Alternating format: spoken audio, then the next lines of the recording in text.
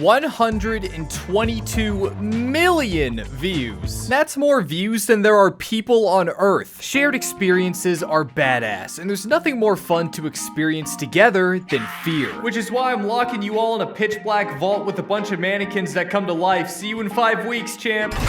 But the next best thing, if you can't physically be there, is watching it online. And my god, do people watch it online? Game developers, especially indie ones, know this. And after about 20 years, we now have a catalog of dozens of horror games that went viral on the GeorgeWWWpush.com. I'm sorry. By the way, I'm only going to be talking about games I know and had a vested interest in when they were popular because I really don't want to do research for this video. Hey, Game Theory, what is Poppy's playtime about? Don't you tell me how many calories I need, bitch! Duck season. You know that old joke about the duck hunt dog? I can't believe that this stupid animal laughed at me.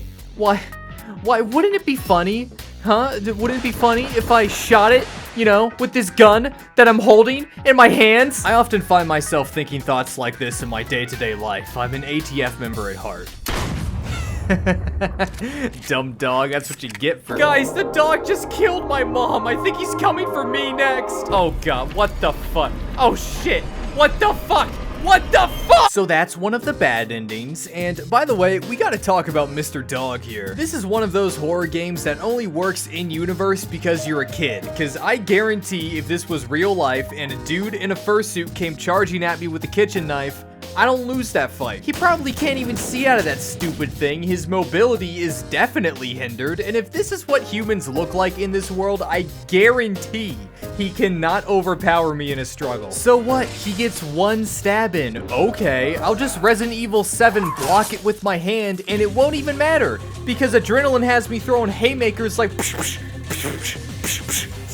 duck your stupid little paw slap, then go should have had cooler powers than just jumping out of TVs, idiot. Unfortunately, though, that is not me in there, so I don't know what to do. If you want it to be boring, you could call this ludonarrative dissonance, but I can't mail my complaint letter to stress level 0 if I'm dead. That's a real fact, by the way. The people who made Boneworks made this. That's awesome. Wait, I know how I can stop this monster. ATF support, how can I help you? Yeah, I got this dog in my front yard and— We'll be right over.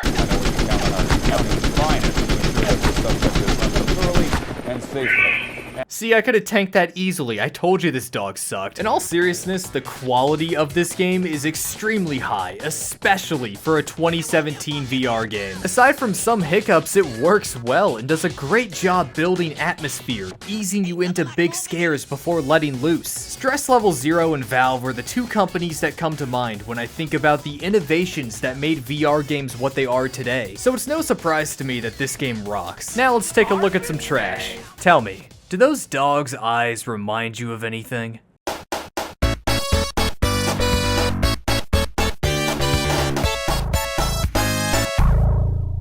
I have a confession to make. Sonic.exe still scares me to this day. I know, please, just shut up and hear me out, please. In this game, all you do is run to the right and get killed by Sonic. It's one of the first of its kind, so it's incredibly primitive. But looking back, I see that as more of a strength than a weakness. See, if you didn't read the original creepypasta and just stumbled upon this game looking for Sonic videos on YouTube like I did as a kid, this is all you get. An evil Sonic with godlike powers, slaughtering his former friends and taunting the player. Every damn horror game nowadays has to be super heavy on lore because that's what creates long-term engagement, but you get nothing here. Again, ignoring this D- of a middle school book report. It makes you ask questions like, how did things get this way? Why are Sonic's sprites so uncanny? Why did they have to use the drowning song for when you're getting chased? Why does Sonic do Kefka's laugh, and why does everyone have the exact same high-pitched scream after being killed? All of these questions with no answers creates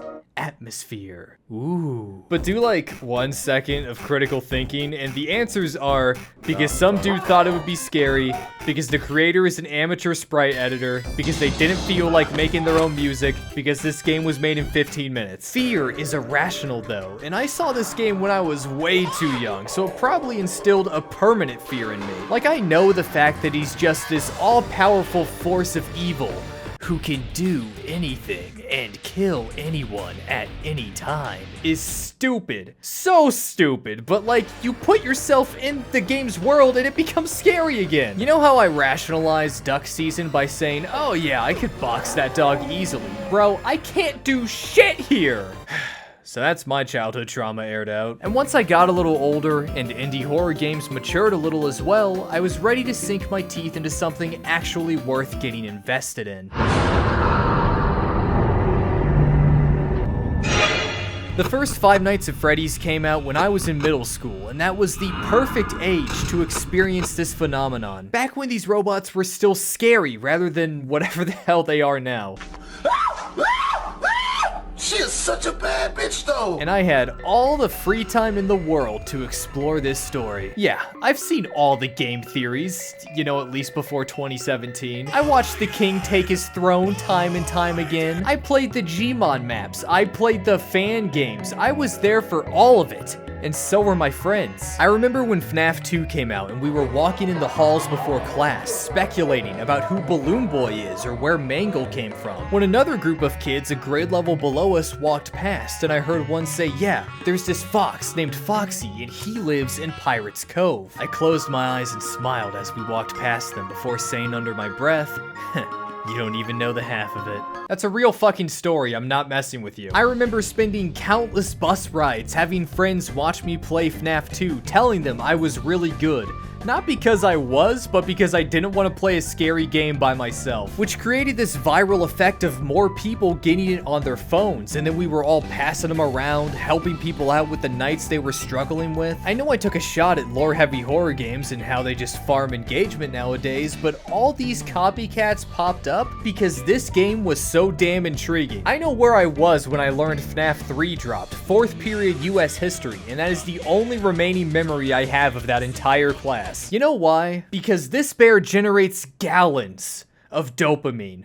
And I feel like the stories speak for themselves. FNAF was something special. It might still be, I just don't keep up with it anymore aside from watching that god-awful film. But alas, there is one viral horror game that I love even more. Don't touch that dial now, we're just getting started. In case you haven't been reminded today, let me tell you again. This is just an abandoned demo, and it is still the best horror game ever made. My stupid jokey video format can't do this game justice. The sense of dread and unease that crawls up your spine as you travel room after room through your own personal hell is nothing short of mesmerizing. Every last detail of this game was shrouded in mystery until the internet could collectively solve its obtuse riddles. Poking eyes out of picture frames, teleporting graffiti from one wall to another, physically talking to the ghost who stalks you throughout the entire demo. Even the name was a mystery. I once had the privilege of asking Kojima himself what PT stood for. He simply replied pregnant T-Rex and then threw a full cup of coffee in my face. PT is one of those games that I just share with anyone who will indulge me. Oh, the countless times I've placed a controller on the ground watching it vibrate, terrified of the thought of not hearing that third laugh. Probably my favorite gaming memory ever was my mom walking in on my friends and I running through the game in the living room. She took one look at the baby in the sink and said, ugh, that is just gross. Also, I'm really excited for OD. Konami is still dead to me, and you know, even though we never got Silent Hills, there's something about PT being its own thing forever